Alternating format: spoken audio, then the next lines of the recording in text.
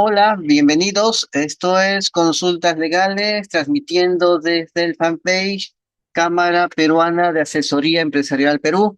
Vamos a hablar aquí casos que competen, que interesan a empresas y a operadores financieros y operadores de crédito, eh, créditos, hipotecas, garantías, ejecuciones. Vamos a hablar de ese tema. Ahora nos toca un tema de ejecución de garantías. Ya saben, cualquier consulta al teléfono 992463954. Iván Oré, 992463954. Bueno, en este caso, cuando reviso las sentencias, me revisé las tres sentencias, aquí se termina con la casación y en la casación aparece una sumilla que lo pueden leer acá. No se los voy a leer acá, se los voy a mostrar solamente en la pantalla porque en verdad es demasiado genérica. No dice exactamente de qué trata el caso. El problema con las sumillas de la Corte Suprema es que no te dicen de qué trata el caso, así que tienes que tener tu colección de sumillas, o perdón, tu colección de sentencias y eh, tenerlas sistematizadas y cuando te viene un caso, saber qué puedes alegar, ¿no? Sobre todo si tiene que ver con el doble conforme y bueno, ahí tienes que trabajar un poco más, ¿no? Un poco más, pero, pero de eso tratan, ¿no? Si tienen alguna casación, alguna, alguna sentencia de vista para impugnar mediante un recurso de casación, pueden llamar al 992463954. Aquí hacemos las casaciones ante la Corte Suprema. ¿Ya? Bueno. Vamos a ver de qué trata este caso. Vamos a verlo. Ujú. Ya. Esto empieza el 2012. El 2012, el señor González constituye una hipoteca sobre dos inmuebles en La Molina para garantizar las deudas de una empresa llamada Valdicor. Es una empresa relacionada a él. Muchas veces los empresarios trabajan con sus empresas y garantizan las deudas de sus empresas, o a veces la empresa garantiza las deudas de sus empresarios. Por lo general es al revés. El empresario garantiza las deudas de su empresa. Mm. Entonces, eso fue lo que pasó aquí. El señor Valdivia, González Valdivia, diremos ahora Valdivia, constituye una hipoteca sobre dos inmuebles para garantizar las deudas de su empresa Valdicor, o sea, Valdivia Cor, ¿no? En mayo del 2013, la empresa y sus representantes emiten un pagaré por medio millón de soles, con vencimiento al 2017. En agosto del 2017, el banco reclama 576.000 soles y pide la ejecución de la hipoteca. Bueno, entonces acá, ¿qué sucede? Se va a juicio. La liquidación de saldo fue firmada por, ¿qué dice el ejecutado? ¿Qué dice el señor Valdivia? Que la liquidación fue firmada por dos empleadas sin facultades, la liquidación del saldo. ¿Por qué? Porque en ese pagaré tiene que estar el saldo deudor, pero tiene que estar sustentado. O sea, no se puede inventar un número de la nada. Tiene que estar la liquidación. Y esa liquidación se coloca, el resultado de la liquidación se coloca en el pagaré, pero tiene que estar sustentado. El problema es que muchas veces no lo está. Me ha tocado el caso, he revisado, en algunos casos, así X no este, yo no llego a este caso, sino otros casos, y está mal hecho. Pero los jueces dicen que con tal de que se vea una apariencia, una similitud de cálculo aritmético, es suficiente. O sea, ¿verdad? Es increíble, ¿no? O sea, pero eso pasa aquí en Perú. Eso pasa aquí en Perú. Bueno, entonces, ¿qué dijo el ejecutado, el señor Valdivia? Que el banco había usado ese pagaré cancelado para cobrar créditos. O sea que el pagaré de 2013 correspondía a un crédito de 50.000 dólares y que eso ya lo había cancelado en septiembre del 2013. ¿Mm? Ya. Em, que el banco había usado ese pagaré para cobrar créditos distintos otorgados en enero de 2017. Ese es el problema. O sea, si ya canceló, si él ya pagó el crédito, tuvo que pedir su certificado de cancelación. Eso es lo que tuvo que hacer. Por eso es necesario que los empresarios se, los empresarios tengan un buen abogado, se asesoren por un abogado. Ya sabes, puede llamar al 992463954. O sea, este argumento que da el señor Valdivia, eh, sí es un argumento válido, solamente que el documento para acreditarlo era un certificado de cancelación, un recibo, lo que se llama recibo. En la ley le dicen recibo. Em, en la práctica de estas empresas se llama certificado de cancelación, es el nombre que se le da a este recibo. Pero ese fue el punto flaco, el punto débil de esta defensa. Bueno, la hipoteca del 2014 no podía cubrir un pagaré emitido el 2013 y que ya había sido pagado en septiembre de ese año, de 2013. O sea, él dice que pagó el pagaré lo pagó en septiembre de 2013, se hace una hipoteca el 2014, pero no le entregan el pagaré. Debieron entregar el pagaré. Si él, o sea, él debió pedir el pagaré y debió hacerlo constar por carta notarial, pedir ese pagaré. Que le traigan el pagaré con el certificado de cancelación. Si hubiera tenido esos dos documentos, no se hubiera llegado a todos los casos, todo el procedimiento que estás viendo acá. Eso es. Pero igual se puede dar la lucha, igual. Em, entonces, el pagaré no cumplía con un requisito que está en el artículo, no lo voy a marear con, con números, con el artículo de la ley de título valores que dice que, eh, que habla sobre la promesa incondicional del pago. Como es un título valor, no tiene que estar sujeto a condiciones, este pagaré. No cumplía con eso, ¿no? Bueno, ¿qué sucede? Sucede que va al juez de primera instancia. Acá está. Y el juez rechaza la contradicción, señala que el título era en el pagaré y la hipoteca, no la liquidación. Sí, pero para que el pagaré tenga valor, sea ejecutable, tiene que ser cierto. Y para que sea cierto, tiene que sustentarse en la liquidación. O sea, esa característica del pagaré, para que pueda tener valor, tiene que sustentarse en la liquidación. Y la liquidación tiene que estar bien hecha. El problema es que muchos no saben, no saben lo suficiente de matemática para poder entender un título valor. Muchas veces se da ese caso. Es más, tenemos aquí en Perú un pleno casatorio donde la Suprema le dice al juez, deja de tener actos de fe con todo lo que te dice el banco. O sea, el banco te dice una cosa y tienes un acto de fe con lo que te dice el banco y no revisas. Aceptas todo lo que te dice el banco sin cuestionarle. Esa es la casación, ¿no? Ay, pero sí, una casación, un pleno casatorio. Existe así. Pero la cosa creo que sigue igual, ¿eh?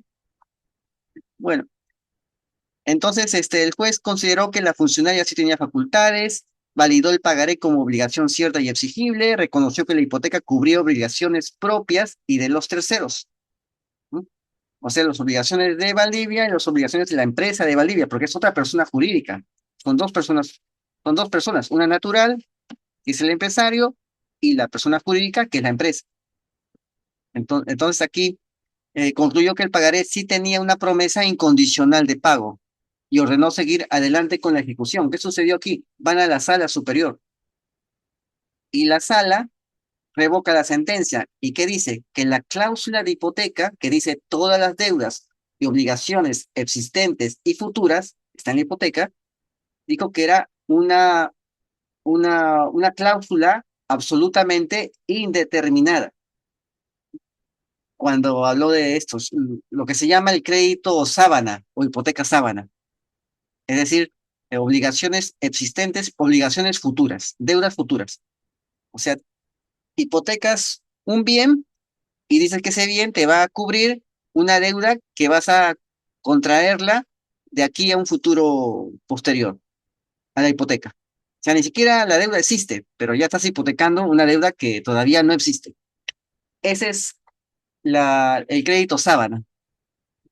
Entonces, la pregunta es, ¿qué tan determinable es un crédito que todavía no existe? Es- Ese es justamente el problema. ¿Qué tan determinable es un crédito que no existe y que se le llama obligación futura? Claro que semánticamente se pueden hacer eh, una variedad de argucias verbales, ¿no? Pero qué tan determinable es un crédito que no existe? Una obligación futura, una obligación que se va a dar aquí en el futuro. ¿Qué tan determinable es? ¿Mm? Entonces, la ley dice que las obligaciones deben ser determinadas y determinables. La pregunta es si se está refiriendo a determinadas a la que existe en ese momento, en el presente, y determinables las que van a existir en el futuro. Eh, yo no lo veo así, ¿eh? Semánticamente no es así, pero se quiere ver así para favorecer a los bancos. Eso es lo que pasa, ¿no? Eso, o sea, determinables es algo más concreto, ¿no? Es algo, tiene que ser concreto, no debe ser la deuda que tengas mañana por no, no, ese es el problema. O sea, tiene que ser más concreto. El problema es que los créditos sábanas no son muy concretos, son muy genéricos. Hasta se hacen son tan genéricos que se imprimen de forma industrial. O sea, así de genéricos son. Se imprimen en formulario. O sea, son genéricos, no son determinables. Pero se toma como si así fueran. O sea, ese es el problema. Y nadie quiere ver ese punto, ¿no? Nadie quiere analizar ese punto. Eso es lo que pasa, ¿no? Y cuando se analiza mal, como en este caso, se analiza mal, ¿no? Cuando en verdad tiene bastante fundamento, pero se analiza mal. Es así, en una mala ocasión, porque la Suprema dijo que era una mala ocasión, ¿no? Concluyó que el pagaré no estaba coberturado por la hipoteca, porque es una obligación futura y eso no es determinable ni determinado. Y declaró inexigible la obligación y ordenó el archivo definitivo. ¿Qué sucede? Después se va a la Suprema. Eso, va a la Suprema. ¿Y qué dice la Suprema? Revoca la sentencia anula, perdón, anula el auto de vista, anula la sentencia de la sala de vista, anula esa sentencia. Eso hace la Suprema, y dice que hay un vicio aquí, porque a la Suprema nunca le han preguntado, perdón, a la sala superior nunca le han preguntado si la obligación era crédito sábano o no. Nunca han colocado eso. Lo que han colocado es que ese pagaré ya está pagado. O sea, tiene que investigar si el pagaré ya está pagado o no. Tiene que ver la historia de eso. Eso. Pregunta, ¿está pagado o no? Emitió la carta de cancelación, pidió una carta de cancelación. Uno, sabiendo que ya, o ya estaba, ya se venció, pagó y no quiso y olvidó emitirle una carta de cancelación, a pesar de que pagó. O sea, es todo eso. O sea, es cuestión de pensar. Hay que pensar, no solamente ser mecánico. Y hemos visto que aquí muchas veces las sentencias son muy mecánicas, como si estuvieran hechas por IA. Eso, eso, eso es lo que veo, ¿no? Eso es lo que parece, ¿no? Lo digo porque yo también uso IA, pero yo no lo hago de esa manera. Solamente es un editor de texto, no es una inteligencia y tampoco es artificial.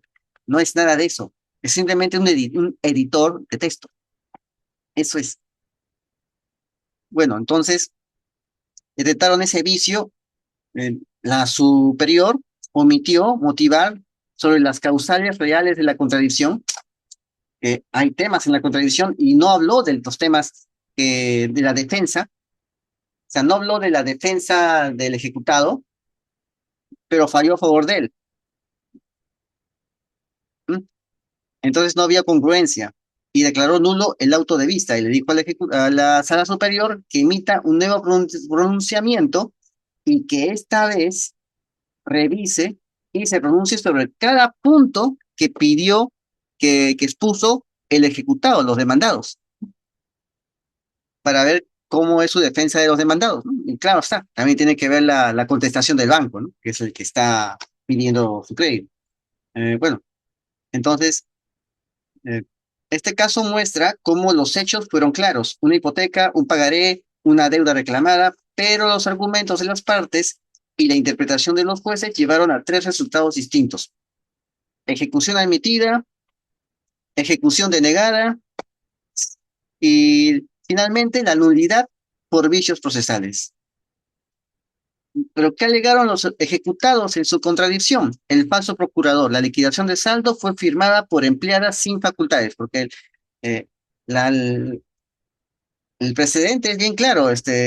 Tiene que ser un empleado el que haga la liquidación y ese empleado debe tener una autorización del banco y tiene que tener este, una profesión, tiene que tener conocimientos para eso. O sea, tiene que ser o un abogado, o un contador, o un economista el que haga eso, el que haga esa liquidación. Alguien con conocimientos, un profesional autorizado, ¿no? Otro punto, la cancelación del pagaré del 2013. Si el crédito de $50,000 ya estaba extinguido en septiembre de 2013, eso es lo que alegaron. Y no se quiere hablar del tema. Ahora le están pidiendo que hable del tema. Uso indebido del pagaré. El banco, a pesar de que el pagaré ya estaba pagado, usa el pagaré cancelado para cobrar créditos distintos del 2017. ¿No? Muchas veces pasa eso, ¿eh? Pasan esas cosas. O sea, ¿por qué? Porque saben que hay jueces que hacen actos de fe con el banco, entonces hacen estas cosas. No me sorprendería que esté sucediendo tal como lo está diciendo el ejecutado. No me sorprendería porque como tanto acto de fe se hace frente a lo que dice el banco y no se le cuestiona, se termina con esto, puede terminar pues en excesos, en actos de fe, ¿no? Los actos de fe son lo peor que puede haber porque es simplemente una imparcialidad tremenda, o sea, demasiado grosera la imparcialidad de un acto de fe, cuando le hacen caso al banco y no le cuestionan nada al banco, sino que aceptan tal como el banco le dice. Eso es, ¿no? Otro tema es la hipoteca desconectada. El pagaré de 2013 no podía estar garantizado por la hipoteca del 2014. Y el defecto formal del pagaré. Alegan que no contenía una promesa incondicional de pago. Y esa parte es la que quizás llegue otra vez a la Suprema y ya llegue con todo el contenido de fondo para ser analizado. Y ahí es donde, si la Suprema dicta una casación donde casa un auto donde casa esa sentencia, ahí quizás podamos saber qué fue con este caso.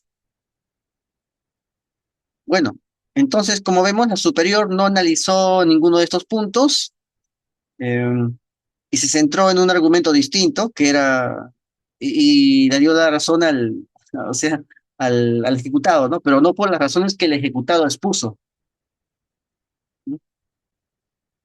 De repente, si el ejecutado hubiera expuesto también el tema de la hipoteca sábana, ¿no? Quizás no se hubiera llegado a este punto, sino a un pronunciamiento más decisivo sobre el fondo. Por eso siempre es bueno emitir todas las defensas posibles. Bueno, entonces eso fue lo que pasó. Así que ya sabes, llama al teléfono 99-246-3954 para consultas legales. Así que suscríbete, comenta y comparte. Saludos.